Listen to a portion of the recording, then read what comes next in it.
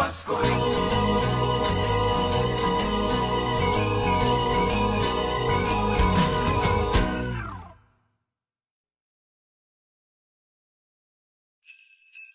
Tuloy na tuloy pa rin ang Pasko.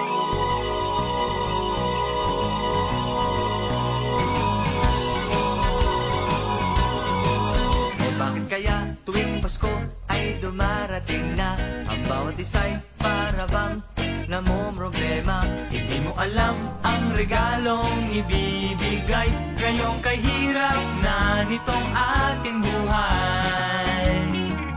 Meron pa kayang karoling at Noche Buena kung tayo naman ay kapos at wala ng pera? Nakakahiya kung muling pagtaguan mo ang iyong mga inaanak sa araw ng Pasko. Ngunit kahit anong mangyari, ang pag-ibig sana'y maghari. Sapat nang si Jesus ang kasama mo, tuloy na tuloy pa rin ang Pasko. Mabuti pa nga ang Pasko noong isang taon. Sa ating hapag mayroong keso de bolas, hamon. Baka sa gipit Happy New Year mapopospon at ang hamon ay mauuwi sa bagoong. Ngunit kahit na anong mangyari, ang pag-ibig sana'y maghari.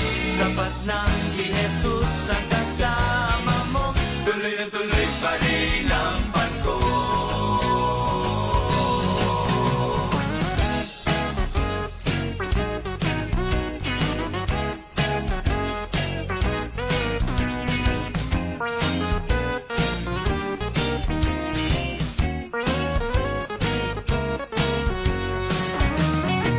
Ngunit kahit na anong mangyari, ang pag-ibig sana'y maghari. Sapat nang si Jesus ang kasama mo, tuloy na tuloy pa rin ang Pasko. Tuloy na tuloy pa rin ang Pasko.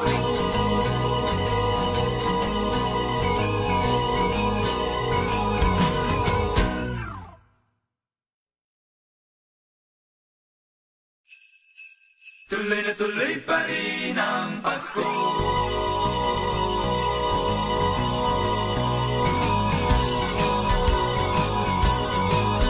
Bakit kaya tuwing Pasko ay dumarating na ang bawat isa'y para bang namomroblema? Hindi mo alam ang regalong ibibigay ngayong kahirap na nitong ating buhay.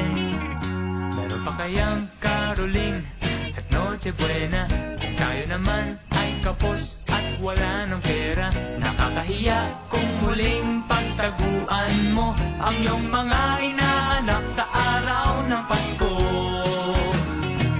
Ngunit kahit na anong mangyari, ang pag-ibig sana'y maghari. Sapat nang si Jesus ang kasama mo, tuloy na tuloy pa rin ang Pasko. Mabuti pa nga ang Pasko noong isang taon. Sa ating hapag mayroong keso de bolas, hamon. Baka sa gipit Happy New Year mapopospon at ang hamon ay mauuwi sa bagoong. Ngunit kahit na anong mangyari, ang pag-ibig sana'y maghari. Sapat nang si Jesus ang kasama mo, tuloy na tuloy pa rin ang Pasko.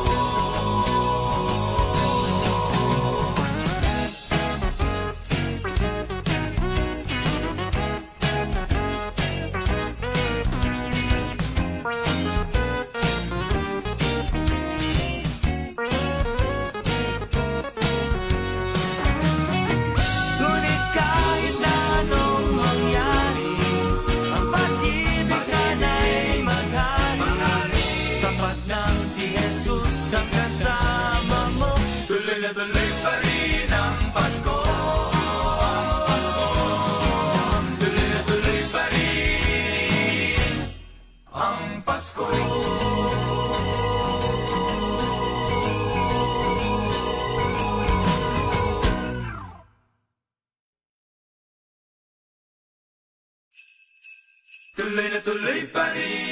Pasko.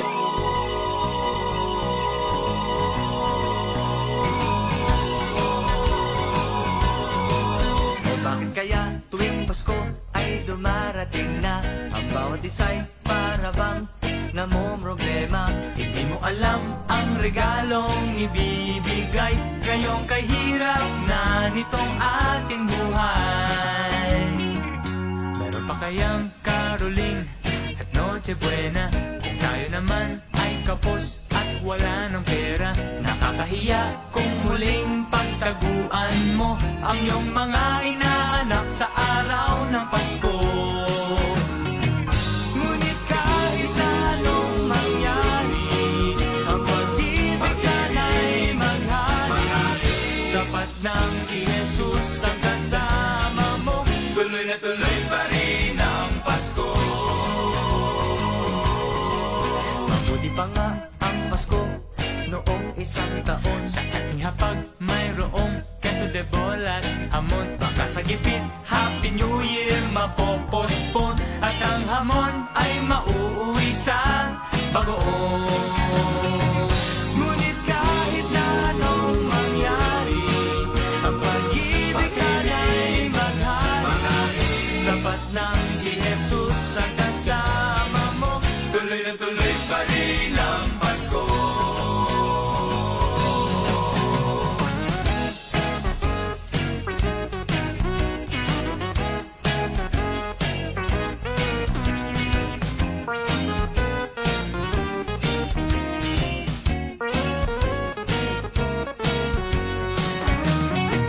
Ngunit kahit na anong mangyari, ang pag-ibig sana'y maghari. Sapat nang si Jesus ang kasama mo, tuloy na tuloy pa rin ang Pasko. Tuloy na tuloy pa rin ang Pasko.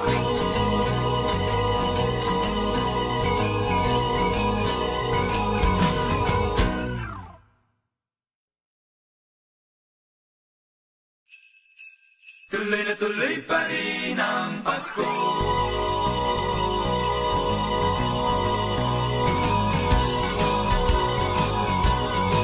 O bakit kaya tuwing Pasko ay dumarating na ang bawat isa'y para bang namomroblema? Hindi mo alam ang regalong ibibigay ngayong kahirap na nitong ating buhay. Meron pa kayang karoling at Noche Buena kung tayo naman ay kapos at wala ng pera? Nakakahiya kung muling pagtaguan mo ang iyong mga inaanak sa araw ng Pasko. Ngunit kahit anong mangyari, ang pag-ibig sana'y maghari. Sapat nang si Jesus ang kasama mo, tuloy na tuloy pa rin ang Pasko. Mabuti pa nga ang Pasko noong isang taon. Sa ating hapag mayroong keso de bola at hamon. Baka sa gipit Happy New Year mapopospon at ang hamon ay mauuwi sa bagoong. Ngunit kahit na anong mangyari, ang pag-ibig sana'y maghari. Sapat nang si Jesus ang kasama mo, tuloy na tuloy pa rin ang Pasko.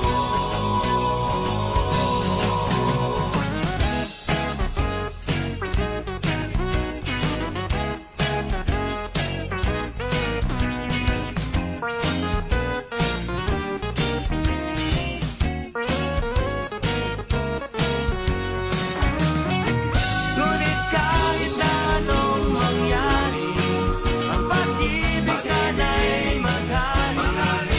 Sapat nang si Jesus ang kasama mo, tuloy na tuloy pa rin ang Pasko.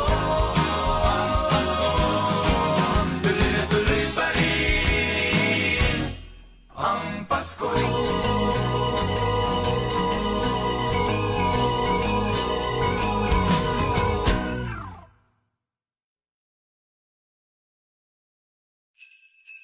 Tuloy na tuloy pa rin ang Pasko.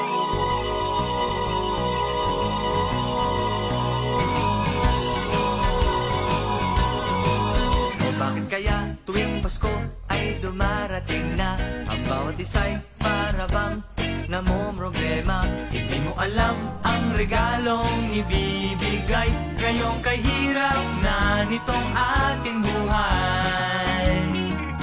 Meron pa kayang karoling at Noche Buena kung tayo naman ay kapos at wala ng pera? Nakakahiya kung muling pagtaguan mo ang iyong mga inaanak sa araw ng Pasko. Ngunit kahit na anong mangyari, ang pag-ibig sana'y maghari. Sapat nang si Jesus ang kasama mo, tuloy na tuloy pa rin ang Pasko. Mabuti pa nga ang Pasko noong isang taon. Sa ating hapag mayroong kaso de bola at hamon. Baka sa gipit Happy New Year mapopospon at ang hamon ay mauuwi sa bagoong. Ngunit kahit na anong mangyari, ang pag-ibig sana'y maghari. Sapat nang si Jesus ang kasama mo, tuloy na tuloy pa rin ang Pasko.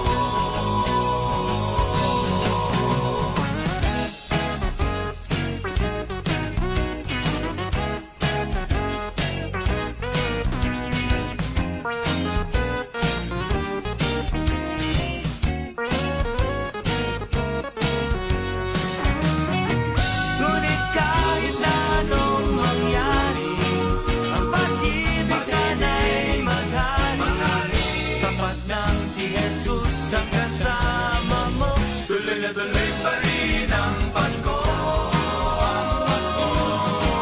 Tuloy na tuloy pa rin ang Pasko.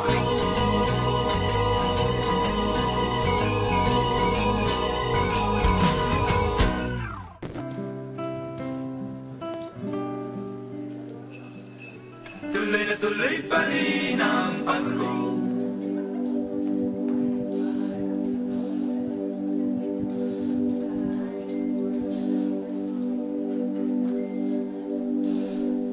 Magandang umaga po sa ating lahat. Palakpakan niyo po ang Panginoon dahil ginising po niya tayo ng napakaaga. Tayo pong lahat ay tumayo. Ayan. Tapikin po natin yung katabi natin kung gising na po yan. Baka naglalakad lang po yan habang to. Ayan. Sabihin po natin katabi natin, good morning. Kumusta ka? Ayun po. Hallelujah. Napakabuti po ng Panginoon dahil nandito na naman po ulit tayo at simbang umaga na naman. Huwag po nating kalilimutan na siya lamang ang rason kung bakit po meron po tayong ganitong mga celebration. He is the reason for this season. Amen po ba? Sabi po sa Lucas 2:8-14, nagagalak tayo na ang hari ng mga hari ay pumarito sa lupa, isinilang sa isang sabsaban at namuhay ng sakdal. Nang isilang si Jesus, napakalaki ng kagalakan sa langit na hindi ito mapigilan. Amen po. Tayo po'y nagagalak at pinanganak si Jesus sa mundong ito. Amen po ba? Palakpakan po natin ang Panginoon. Panginoon, maraming salamat dahil ikaw ang rason kung bakit po kami may ganitong mga selebrasyon. Maraming salamat sa iyong anak, Panginoon. We celebrate your goodness. Magandang umaga, Panginoon. Samahan niyo po kami sa aming pagsamba sa inyo, O Diyos. Maraming salamat po, Lord. In Jesus' name we pray. Amen.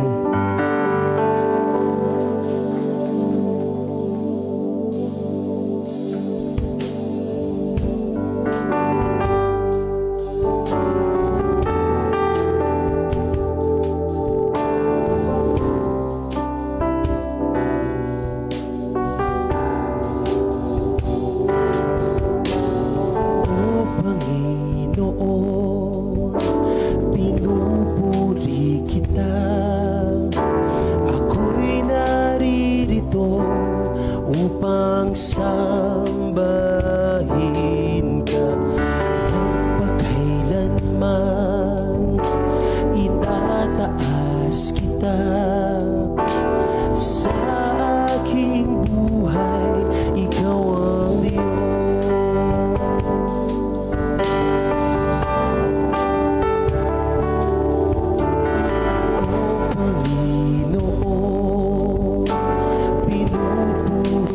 kita.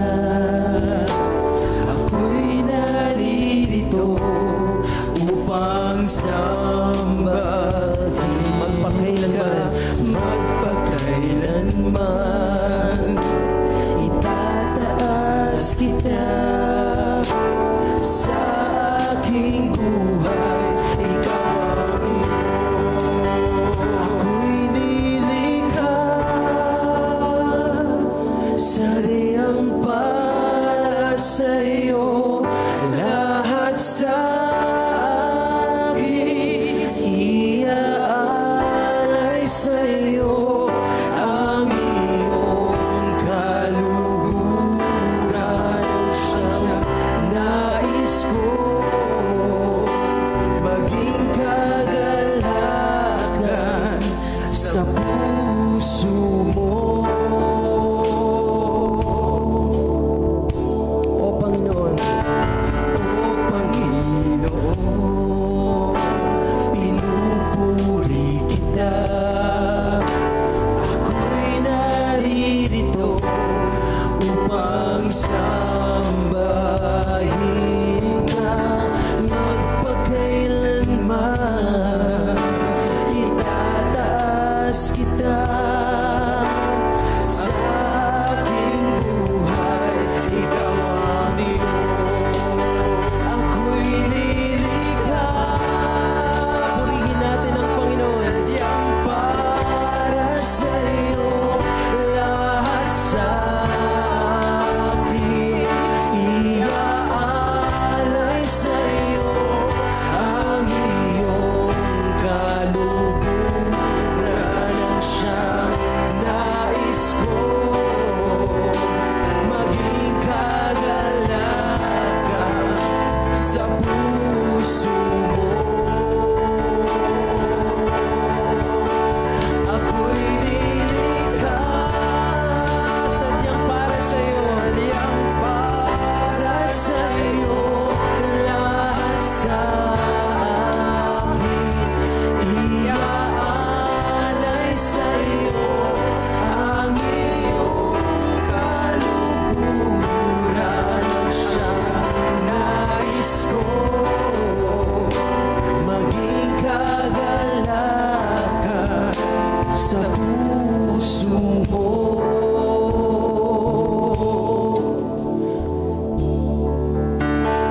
O Panginoon, pinupuri kita. Ako'y naririto upang sambahin ka. Magpakailanman itataas kita. Sa aking buhay, ikaw ang Diyos. Ako'y nilikha sa diyang para sa'yo. Lahat sa akin iaalay sa'yo. Ang iyong kaluhuran siyang nais ko maging kagalakan sa puso mo.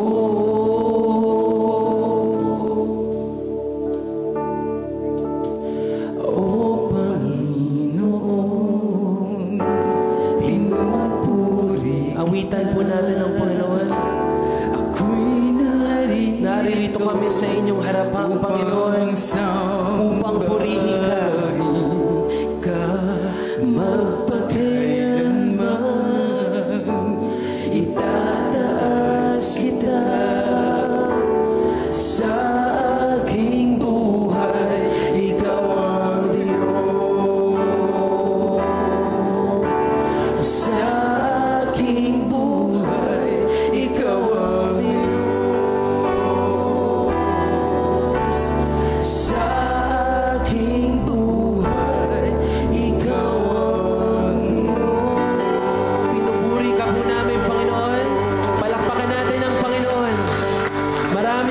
maraming salamat. Ikaw po ang maitaas sa umagang ito. Sa pangalan ni Jesus. Amen. Hallelujah. Merry Christmas po. Batiin po natin ang ating mga katabi ng Merry Christmas. Sige po. Tayo pong lahat ay umikot.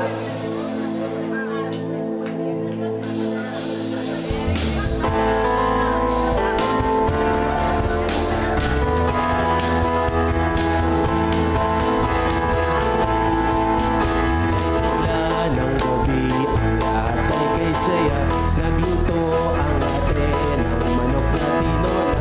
Sa bahay ng kuya ay mayroong litsunan pa. Ang bawat tahanan ay may iba't-iba.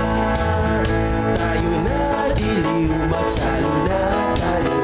Meron na tayong tinapay at keso. Iba noche buena sa gabi ito.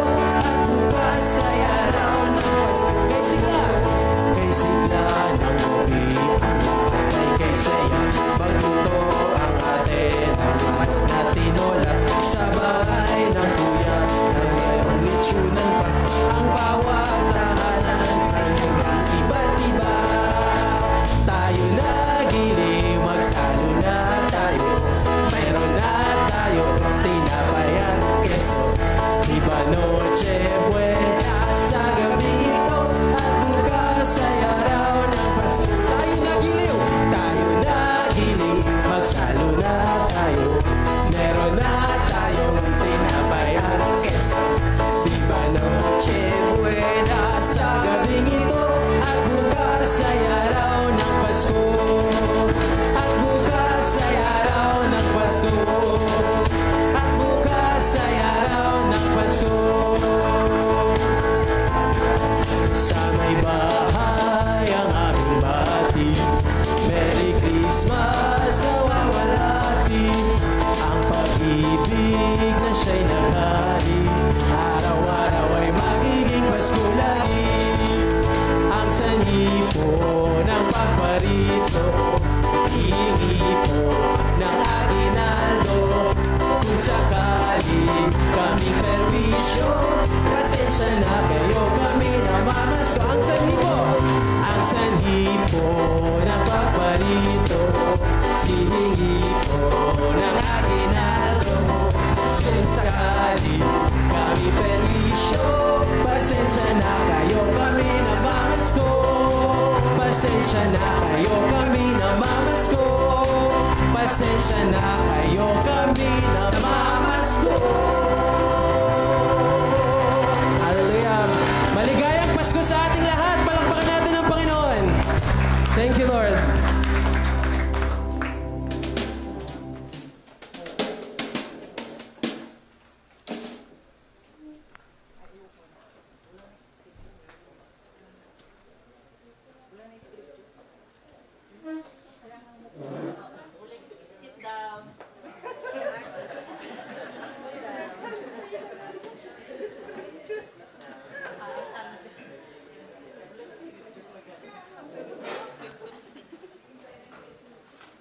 Magandang umaga po sa ating lahat. Ayan, and Merry Christmas. Wow, ang aga po ba nating nagising o hindi tayo natulog? Okay. Ayan, so sa umaga po ito, para sa unang araw ng Simbang Umaga, sa ating pong series, pag-aaralan natin po yung mga characters of Christmas. So, ang akin pong ang dadalhin ko po sa inyo ay ang story po ni Mary. Siguro po, no, maraming beses na nating narinig yung story ni Mary. Pero sana sa umagang ito, mabigyan natin ng siguro dagdag. Kung meron man meron na tayo before. Yan. So bago tayo magsimula, tayo po'y manalangin. Purihin ka, dakilang Ama, sa amin pong mga buhay. Maraming salamat, Panginoon, na patuloy mo kaming pinalalakas. At sa umagang ito, we are asking the Holy Spirit to enlighten us, to help us understand and receive your message for us this morning. At nawa, Panginoon, tulungan kami nito na i-correct at baguhin kami tulad ng nais mo na maging katulad kami ng aming Panginoong Jesus. Ito ang aming dalangin. In Jesus' name. Amen. Ayan. So, ang ating pong teksto ay mababasa natin sa Luke chapter 1, verses 26 to 38. Actually, parang ito din po yata yung aking message nung nakaraan, na ang pinag-usapan po natin ay yung lineage po ni Mary, ni Jesus, na sa Matthew, tinakil doon na yung lineage niya ay galing kay Joseph. Samantalang sa Luke ay yung kay Mary. So ngayong umaga po, gusto ko nating puntusan bakit kaya si Mary. So sa mga characters, maraming characters, 5 characters ang mapapakinggan natin. So sa umagang ito, bakit kaya si Mary? Bakit siya ang pinili ng Panginoon? At paano hinanda ng Panginoon ang buhay ni Maria para sa isang napakalaking plano ng Diyos? So, sabi po dito, Mary came from the humble town of Nazareth. Kapag sinabi po bang Tawi-Tawi, alam niyo po ba kung nasaan yung Tawi-Tawi?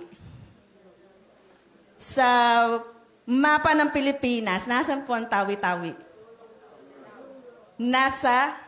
Sa dulong-dulo ng Mindanao. No? Parang, ang Tawi-Tawi, parang, Pilipinas pa ba yun? Di ba, no? Kasi island na nga, dulo na nga siya, tapos island pa siya. Tapos pag tinignan mo siya sa mapa, ano yung katabi niya? Ibang bansa na, no? Malaysia. So parang, siguro yung Nazareth, no? Pag sinabing Nazareth, saan ang Nazareth? Nasaan ang Nazareth? Kasi, ang Nazareth po ay hindi siya nabanggit sa Old Testament. So, nabuo yung Nazareth later na, no, ng history. At ang Nazareth, kaya sabi dito, humble town. Kasi po ang Nazareth is a lowly and despised place. So pag sinabing taga-Nazareth ka, parang pag sinabi nating taga-Kapis ka. Ano ba yung natin pag sinabing taga-Kapis ka?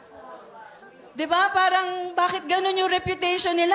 Pero pag tinignan mo siya sa social media, ang ganda ng lugar nila. At alam niyo po ba, ang dami na rin pong Kristiyano doon. At alam po ba natin, marami na rin pong Christian churches doon. Pero kapag narinig natin yung Kapis, iba yung reputation. So, isipin na lang natin yung Nazareth, parang ganun din. Ay, kaya sabi tuloy ni Nathaniel doon sa John 1:46, meron bang mabuti na nanggagaling ng Nazareth? No? Kasi iba yung reputation ng Nazareth. So sabi dito, Mary came from the humble town of Nazareth. Isa sa propesiya na mababasa natin sa scripture na ang ating Messiah ay tatawaging Nazarene. Sapagkat siya ay lalaki sa Nazareth. So isa sa mga prophecy na to, na si Mary ay manggagaling sa Nazareth at dahil siya ay galing Nazareth, doon lalaki si Jesus. Imagine niyo na lang po, kung sa iba lumaki si Mary, kung sa iba siya pinanganak, siguro kung maalwan ang buhay niya, anong karakter meron kaya si Mary? Kasi kung ikaw, yung tao na minamaliit, dalawa lang ang pwede mong response dyan eh. Una, pwede ka mag-retaliate at sabihin nyo, sige lang, pag ako, yumaman ako. Di ba? O kaya sa pangalawa, yung pangalawang response mo, pwedeng nagpapakumbaba ka. Sabi, okay lang. Ipagpasa Diyos ko na lang to, yung mga umaapi sa akin, nagmamaliit sa akin, okay na lang. Pero kung nakita natin na si Mary, sa umpisa pa lang, ang plano na ng Diyos sa kanya, lumaki siya sa isang lugar na payak. Kasi kung hindi siya doon lalaki, paano kaya lalaki si Jesus? Kung si Mary ay hindi lumaki sa isang lugar na payak. 'Di ba? Doon na-develop yung humility na karakter ni Mary. Kasi nasanay siya na payak ang buhay, no? Na kahit na, ganito lang kami, iba ang tingin ninyo sa amin, okay lang. Sanay ako sa ganito. 'Di ba? So, nagkaroon siya ng preparasyon bilang siya ay lumaki sa Nazaret. Pangalawa, ay siguro isang trivia lang. Alam niyo po ba na ang Nazaret ngayon ay isang Arab capital na ng Israel? Nakakalungkot po, no? Kasi 99.8% po ay Arab. And 0.2 lang po ang Hudyo at iba pang lahi na nandoon. So, yun po yung nakakalungkot na sitwasyon ng Nazareth. Ito po ay Arab capital of Israel, a cultural, political, religious, and economic commercial center for Arab citizens of Israel. So, mga Muslim po ang nandoon. Although, 70% Muslim, 30% Kristiyano. So, yan po yung ngayong sitwasyon ng Nazareth. So, pangalawa po, so yung una, nasabi na natin na isa sa mga propesiya na finulfill ni Mary ay Mary was from Nazareth. Yan ay from Isaiah 53. Next, sabi dito, this young woman was engaged to Joseph. So, si Joseph po ay from the lineage of Judah. Alam niyo po ba na si Joseph ay galing sa angkan ni David, Solomon, and then hanggang dulong-dulo Joseph. Tapos po, si Mary, David, Nathan, hanggang dulong-dulo si Mary. Kasi po, meron pong 4 na anak si David kay Bathsheba. So, 2 po doon, si Solomon at saka si Nathan. Hindi po yung prophet Nathan, anak po ni David. Si Solomon kay Joseph at si Nathan kay Mary. Kaya pareho sila from the lineage of Judah. So, ang sabi sa prophecy na ang Messiah ay manggagaling sa lahi ni David. So, yun ang pangalawa kung bakit si Mary. Isipin nyo na lang po, so, gaano kahalaga na si Joseph ang kanyang naging asawa? Kung iba po ang lahi ng naging asawa kung ibang tribe ang naging asawa ni Mary, hindi po sila pupunta ng Bethlehem. Kasi noong time na yon, kailangan nila may census, di ba? Pupunta ka kung saan yung, kung saan yung tribe mo. Dahil pareho silang taga-Juda, pareho silang pupunta ng Bethlehem. So, talagang umpisa pa lang, pinlano na talaga ng Panginoon. Kaya sabi dito, the angel went to her and said, greetings to you who are highly favored. The Lord is with you. Luke 1:28. Tingnan niyo po maigi. You who are. Hindi niya sinabi dito na, you who will be. Sabi dito, you who are. So in the beginning, favored na talaga siya ng Diyos. Hindi dahil siya ay mabait, hindi dahil siya ay humble, hindi dahil siya ay obedient. Because she was chosen. By the grace and mercy of God, she was chosen. So sabi, not of her own merit, but of God's favor. So pinili siya ng Panginoon. Sabi dito, highly favored. Bakit ganun? Nasa humble town of Nazareth siya, tapos minamaliit siya. Tapos, paano pinakita ng Diyos yung highly favored? Sabi doon sa Matthew 23:12, those who humble themselves will be exalted. Meron pang isa, 1 Corinthians 1, sabi doon, the foolish things of the world, God chose the foolish things of the world to shame the wise. God chose the weak things of the world to shame the strong. So isang magandang encouragement sa atin, na minsan para ang liit ng tingin natin sa ating sarili, na parang, ano bang plano ng Diyos sa akin? Na parang pag hindi ka ba matalino, pag hindi ka talented, pag hindi ka... Parang wala yata ako doon sa listahan ng mga pwedeng ipagmalaki. Hindi pala ganun. Kasi ang Diyos, umpisa pa lang, may plano na siya sa atin. Hindi lang natin pa nakikita ngayon because we do not know His will. Mamaya tingnan natin. So sabi po, God's blessing was on Mary even before she bore Jesus.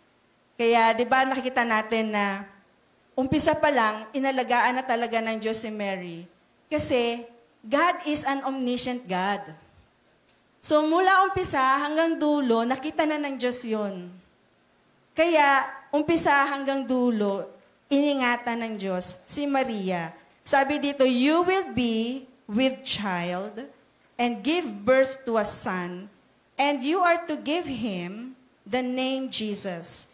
He will be great and will be called the Son of the Most High. That's in Luke 1:31-32. So tingnan natin dito. The Messiah was prophesied to be born from a virgin. So kanina sabi natin, yung isang prophecy, Mary was from Nazareth. Pangalawa, na she was from the right lineage, which is the lineage of Judah. Pangatlo, Mary was engaged to a man whose heritage would require him to visit Bethlehem. At ito naman pang-apat, na that Mary was a virgin. So, tingnan natin, wala sigurong isang babae na mag-fulfill ng ganun karaming prophecy kung hindi ang Diyos ang nagplano sa kanya. Alam niyo po ba na ang Diyos ay may prophecy din sa bawat isa sa atin? Yun lang, Hindi natin nakikita pa dahil, sabi dito, sometimes God has an impossible plan for our lives. Sino ang makakapagsabi na ang isang tao ay magiging presidente? Sabi nga ni President Duterte, 75 nga lang ako eh. Pero naging presidente siya. 'Di ba? Parang sino magsasabi na isang araw, ang isang bagsakers, magiging, halimbawa, magaling na Olympian. Hindi ko pa sinasabi hindi ko alam ang istorya niya. Pero marami pong mga tao na halos itakwil na sila ng lipunan. Pero, isang araw, magugulat ka na lang, ganito na siya. Dahil hindi natin alam ang plano ng Diyos. Paano natin malalaman ang plano ng Diyos? Sabi dito, but whenever we obey His perfect will for us, everything becomes possible. Sabi po ba doon? Some things? Ano sabi po? Everything. Patutunayan ko po sa inyo everything. When we obey His perfect will. Sabi po sa 2 Corinthians 1:20, wala po dyan. Pero you can, 2 Corinthians 1:20, sabi po doon, for all God's promises are yes and amen in Christ Jesus. So pag ang Diyos ang nanghako, tutuparin at tutuparin po niya yon. Ang problema, hindi natin alam ang mga pangako ng Diyos. So paano natin ngayon malalaman ang pangako ng Diyos?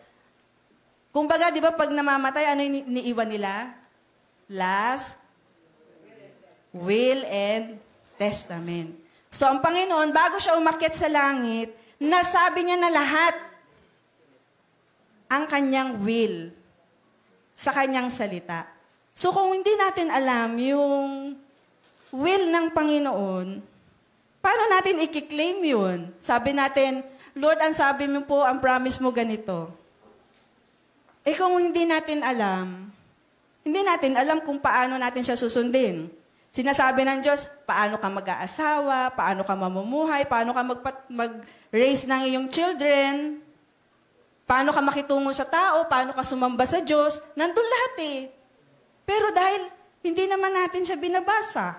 Ang sabi ng Lord sa John 14:26, the Holy Spirit will remind you of all things, and the Holy Spirit will teach you all things and will remind you of everything I have told you.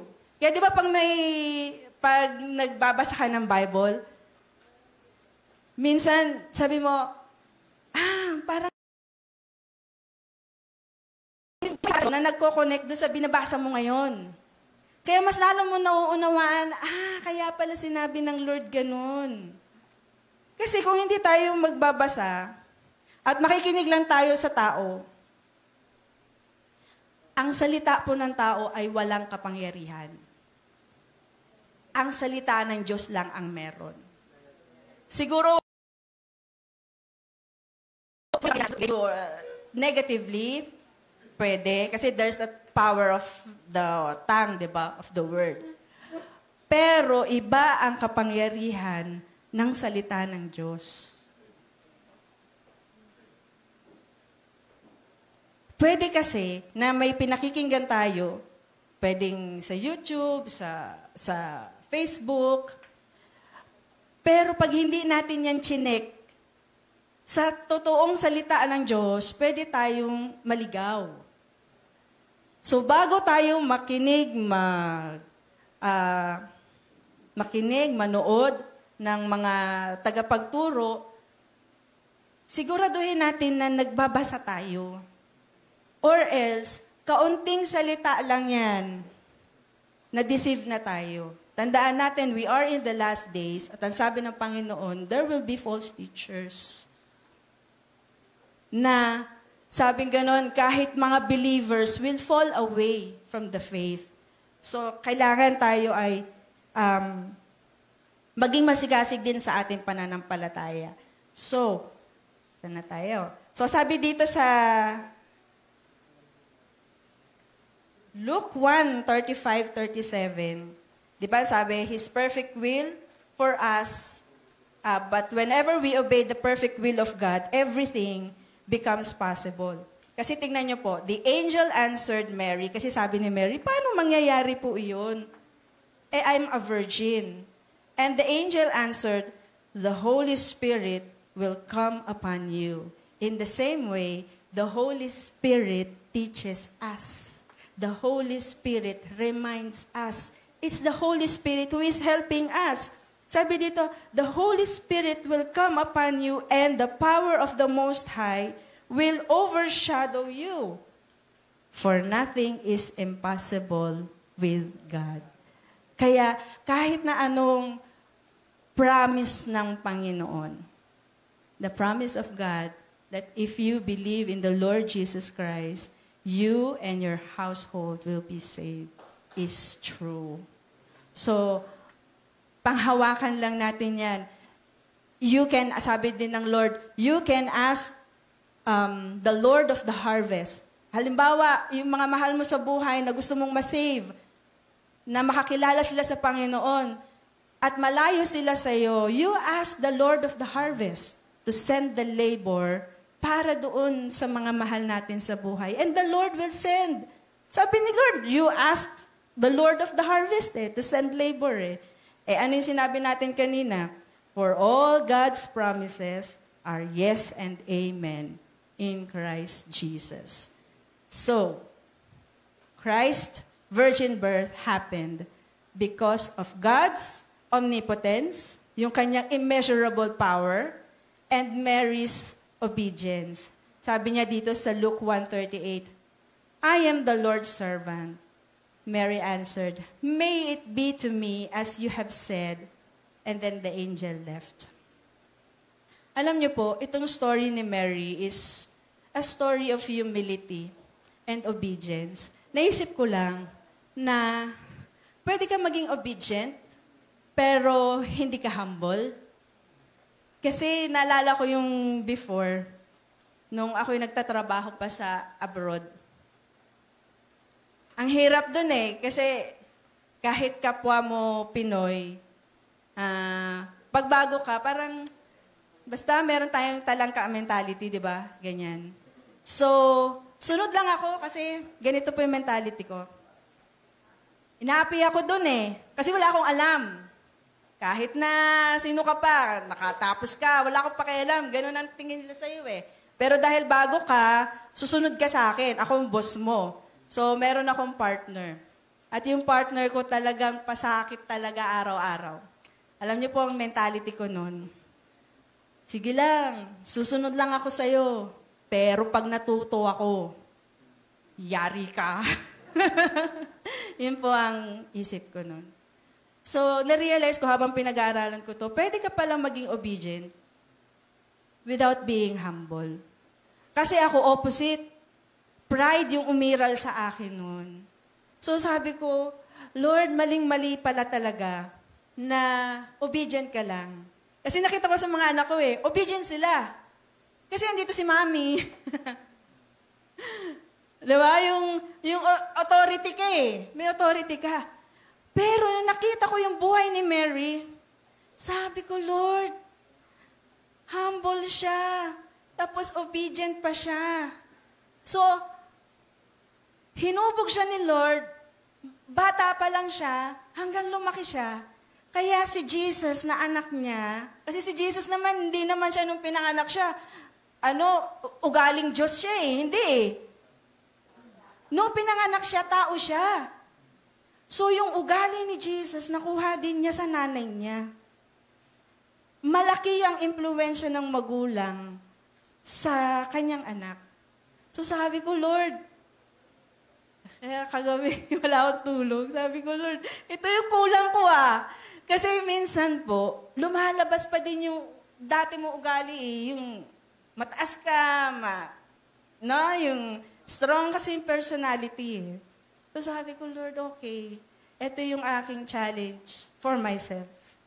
Na dapat combination yung obedience sa humility. Na habang natututo tayong sumunod, merong galak, may joy. Kasi ino-honor mo yung authority.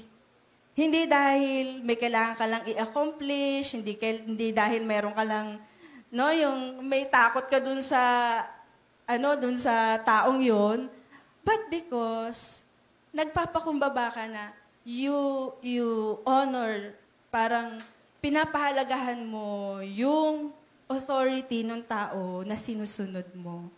So, sa inyo kaya mga kapatid, ano yung china-challenge sa inyo ng Panginoon is the Lord asking you to do something that seems impossible? Pwedeng gawain yan o karakter o gustong baguhin ang Diyos sa buhay natin? Are you willing to trust and obey His will? His will is His word. Are you willing to devote your time? Magsimula sa maliit na oras, paunti-unti. Basta everyday. I guarantee you, may mababago po sa inyo. Do it every day. Merong mababago sa ating lahat. So, mga kapatid, may we all stand and let us pray. Father God, maraming salamat po sa umagang ito. Nawa ang aming oras na ibinigay sa umagang ito ay magbunga ng malaking-malaki para sa amin dahil ang iyong salita ay tunay na buhay at epektibo para kami po ay baguhin. Panginoon, kami ay bukas na bukas sa iyong banal na spirito na kami po ay magpabago sa iyo at nawa, Panginoon, may we learn through humility at nawa, Lord, turuan mo kami. Turuan mo kami kung may mga pagdadaanan kami na susubok sa aming pagpapakumbaba. Panginoon, tulungan mo kami na magtagumpay at makita na totoong buhay na buhay ang aming Panginoon sa aming puso, na ikaw ang nakatrono, ikaw ang nakaupo sa trono ng aming mga buhay. And Lord, as we obey you, may we may we be joyful always. Alam namin, Lord, na ang pagsunod sa iyo ay hindi ganun kadali because we will sacrifice many things. But may we be joyful in every sacrifices that we do because it is because of you, Lord. Alam namin, Lord, na walang kahit ano na gagawin namin na will deserve all your love. At lahat ng ginagawa namin, ikaw ang nagbibigay ng inspirasyon. Sa iyo lahat yon, Panginoon. Kasi palagi po kaming tamad. Palagi po kaming kulang sa drive, sa pagkukusa. But Lord, it's because of you that we do the things that we do for you. It's all because of you. It's because of the Holy Spirit that is in us. Kaya Lord, maraming salamat. It's such a beautiful gift na kami po ay indwelled by the Holy Spirit. And Lord, we ask this morning that you fill us. Fill us with the Holy Spirit, with the kind of love that our Lord has for us, with the kind of humility and obedience. May we learn in the life of Mary that you have a plan for us from the beginning till the end.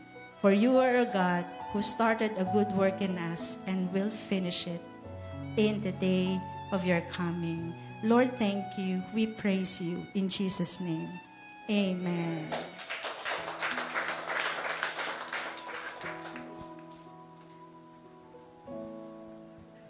Sige po. Salamat po, Pastor Steve, sa magandang mensahe ngayong simbang umaga. Sa unang umaga ng ating simbang umaga. Ngayon po ay dadako po tayo sa ating sa ating offertory. At ito po, unang-una agad na challenge sa atin ng Panginoon na alam natin, iniisip natin, imposibleng magbigay sa Panginoon. Ibalik sa Kanya yung mga binigay niya sa atin. Mahirap kasi iniisip natin na, kukulangin ako, magbibigay pa ba ako? Pero the Lord asks you to give back to Him. And sabi kanina ni Pastora Olive, will you trust and obey His will? Are you gonna be like Mary na nag-obey sa Panginoon? And one thing na sinabi ni Pastora kanina is, maging magalak tayo sa pagsunod sa Panginoon. Ganon din sa ating pagbibigay. Maging magalak tayo at ibigay natin kung ano yung laman ng puso natin.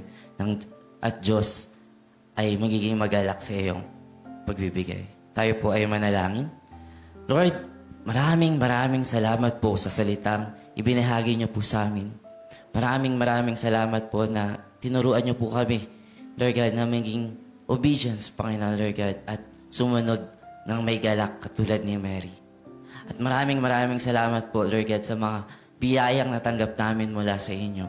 At lahat ng ito ay hindi dahil sa lakas namin, kung hindi sa inyong grasya, Panginoon. At ngayong umagang ito, Lord God, kami po ay magbibigay at ibabalik sa inyo ang mga naibigay niyo po sa amin, Lord God, ng may galak, ng may saya sa puso, Panginoon. Dahil alam namin na lahat ng meron kami ay dahil sa iyo, Lord God. Lahat ng meron kami ay naging posible dahil ikaw ang gumawa nito, Panginoon. Maraming salamat po, Lord God. Ito po ang aming offering, Panginoon, ang aming tithes para sa inyo, Lord God, para sa inyong iglesia, Panginoon. Maraming salamat po. At Lord, we also pray for the food na aming pagsasaluhan ngayong umaga, naway pagpalain niyo to at magbigay sa amin ng kalakasan, kagalingan sa aming pangangatawan. At pagpalain niyo rin po yung mga naghanda nito, mga gumising ng umaga, Panginoon, upang ipaghanda ito, Panginoon. Maraming salamat po. Ito po ang aming samot dalangin sa matamis sa pangalan ng inyong anak na si Jesus. Amen.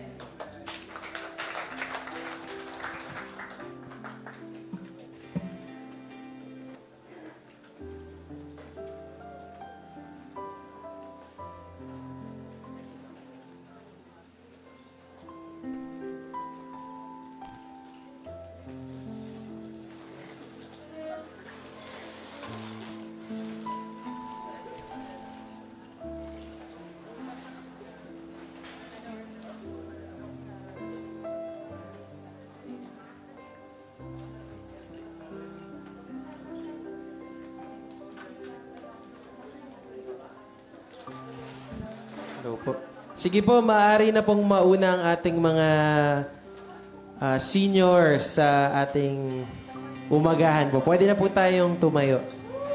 Sige po.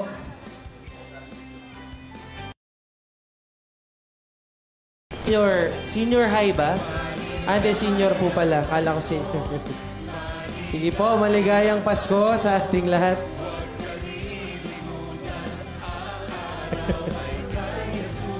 Po ang ating mga senior high.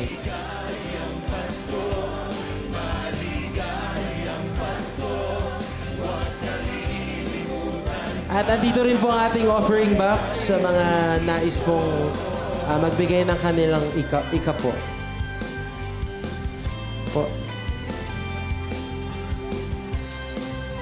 After po ng ating mga senior high, pwede na po ang ating mga junior high. So, pwede na po tayong pumila.